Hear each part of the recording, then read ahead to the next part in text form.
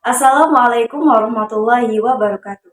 Halo semuanya, perkenalkan saya Sania Zariatul Uma dengan NIM 23051111551 dari Program Studi Pendidikan Pancasila dan Kewarganegaraan kelas 23A. Video ini saya buat dengan tujuan untuk memenuhi tugas individu saya pada mata kuliah Pendidikan Kewarganegaraan dengan dosen pengampu Ayahanda Nurdiansyah. Baiklah, topik pembahasan yang akan saya bahas pada video kali ini adalah Pancasila sebagai pandangan hidup bangsa di Orde Lama dan juga di Orde Baru. Nah, kita sering mendengar nih bahwasannya Pancasila berfungsi sebagai pandangan hidup bangsa. Maksudnya apa sih? Nah, Pancasila sebagai pandangan hidup bangsa ini memiliki pengertian bahwa segala sesuatu tindak tanduk kehidupan masyarakat haruslah berlandaskan kepada sila-sila Pancasila, baik itu dalam kehidupan bermasyarakat, berbangsa, maupun bernegara. Nah, sila pertama, sila kedua, sila ketiga, sila keempat, dan juga sila kelima merupakan representasi dari kepribadian bangsa Indonesia. Jadi, Pancasila ini tidak akan bertentangan dengan kepribadian bangsa Indonesia karena kepribadian bangsa Indonesia adalah Pancasila itu sendiri. Pancasila merupakan suatu sistem di mana sila pertama akan menjiwai sila kedua akan menjiwai sila ketiga, dan seterusnya. Dan sila kelima merupakan tujuan bagi bangsa Indonesia, yakni sebuah keadilan bagi seluruh rakyat Indonesia. Nah, bagaimana sih penerapan Pancasila pada masa Orde Lama? Sedikit kita bahas. Penerapan Pancasila pada masa Orde Lama. Orde Lama ini dimulai pada tahun 1945 sampai dengan 1966. Nah, kata 1945, angka ini merupakan angka kemerdekaan bagi bangsa Indonesia. Tahun Indonesia Merdeka. Jadi sudah sepantasnya dan sangat normal jika ketika suatu negara baru merdeka, negara ini memiliki ketidakstabilan dalam hal pemerintahan. Misalnya, Presiden Soekarno menjabat sebagai presiden. Kemudian banyak orang mengatakan bahwasannya Presiden Soekarno ditunjuk sebagai presiden seumur hidup. Tentunya itu menyalahi nilai-nilai Pancasila khususnya pada sila keempat. Namun, pada masa Orde Lama tidak hanya itu tantangan yang dihadapi oleh bangsa Indonesia, di mana bangsa Indonesia pada masa Orde Lama atau pada masa awal kemerdekaan menghadapi beberapa pergolakan, dan pergolakan ini tidak disebabkan oleh bangsa lain, namun disebabkan oleh bangsa Indonesia sendiri. Di mana bangsa Indonesia sendiri, masyarakat Indonesia memiliki pemahaman, maksud saya ini sekelompok oknum ini memiliki pemahaman bahwasanya ideologi Pancasila ini haruslah diganti, seperti adanya pemberontakan PKI di Madiun. Mereka mengusung pemahaman bahwasanya ideologi Pancasila ini akan digantikan dengan ideologi komunisme. Begitu pula dengan pemberontakan DI, TII atau Tentara Islam Indonesia.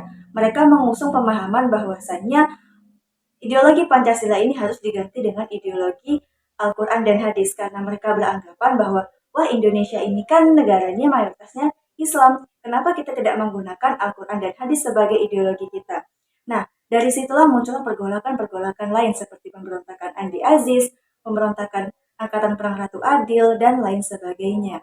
Jadi pada masa Orde Lama ini, penerapan Pancasila masih banyak mengalami pertentangan dari beberapa pihak, di mana pertentangan ini lebih berfokuskan kepada bagaimana caranya mengganti ideologi Pancasila menjadi ideologi yang mereka usung. Namun, karena ideologi Pancasila ini merupakan kepribadian bagi bangsa Indonesia, maka ideologi Pancasila di sini tetap bertahan dan kita pakai sampai saat ini. Jadi kita bercermin pada masa Orde Lama bahwasanya segala sesuatu ini harus berlandaskan dengan Pancasila, dan kita harus percaya bahwasanya nilai-nilai Pancasila yang sudah ada, nilai-nilai Pancasila ini merupakan kepribadian bagi bangsa Indonesia. Jika kita memiliki pemahaman bahwasanya ideologi Pancasila ini tidak sesuai dengan bangsa Indonesia, maka itu salah, karena kembali lagi kepada yang saya katakan di awal tadi bahwa kepribadian bangsa Indonesia ini merupakan cerminan daripada Pancasila sendiri. Nah, kemudian, pemberontakan yang terjadi ini juga menyadarkan kepada kita bahwasanya tidak hanya pemberontakan dari luar saja yang mengancam keutuhan negara Indonesia, namun perjanjian ataupun pergolakan yang terjadi di dalam negeri merupakan pergolakan yang sangat berbahaya bagi keutuhan negara Indonesia. Oleh karena itu, kita harus saling bersatu, kita harus bersatu dan memiliki semangat persatuan untuk menjaga negara kesatuan Republik Indonesia. Nah, inilah tadi materi tentang penerapan Pancasila pada masa Orde Lama. Baiklah, materi yang kedua yaitu tentang penerapan Pancasila pada masa Orde Baru. Penerapan Pancasila pada masa Orde Baru ini dimulai pada tahun 1966 sampai dengan 1998, atau bisa kita tandai dengan peralihan kekuasaan antara Presiden Soekarno ke Presiden Soeharto. Presiden Soekarno memerintahkan ataupun memberikan mandat kepada Presiden Soeharto melalui Surat Perintah 11 Maret 1966 atau yang biasa kita kenal dengan peristiwa Super Semar. Nah, Presiden Soekarno di sini memerintahkan kepada Presiden Soeharto untuk mengambil alih kekuasaan dan juga menstabilkan kondisi di dalam negeri dan juga untuk menuntaskan PKI. Kenapa sih PKI dihapuskan ataupun Presiden Soekarno memerintahkan demikian? Karena pada tahun 1965 terjadilah peristiwa G30S PKI, yang mana peristiwa tersebut merupakan sejarah kelam bagi bangsa Indonesia. Dan peristiwa tersebut banyak sekali teori yang mengatakan dalang dari peristiwa tersebut adalah PKI. Oleh karena itu, Presiden Soekarno memerintahkan kepada Presiden Soeharto untuk menumpas PKI. Dan Presiden Soeharto ini berhasil untuk menumpas PKI dalam waktu yang singkat. Karena Presiden Soeharto berhasil menumpas PKI dengan singkat, Presiden Soeharto ini mendapat amanah atau kepercayaan dari rakyat untuk memimpin negara pada saat itu. Nah, dengan dijadikannya Presiden Soeharto sebagai presiden saat itu, Presiden Soeharto mengusung misi yakni menerapkan Pancasila dan Undang-Undang 1945 secara murni dan konsekuen terhadap setiap aspek dalam kehidupan masyarakat Indonesia. Jadi, Presiden Soeharto ini menetapkan Pancasila sebagai kekuatan ataupun sebagai aturan murni yang harus dilaksanakan oleh bangsa Indonesia. Namun, pada saat itu tidak luput pula adanya penyimpangan-penyimpangan dalam penerapan Pancasila dalam Orde Baru tersebut, seperti Pancasila ini digunakan sebagai alat untuk melumpuhkan keragaman sehingga kelompok-kelompok minoritas ini merasa tersingkirkan. Kemudian Pancasila di sini digunakan sebagai lambang kekuasaan, bukan sebagai lambang negara.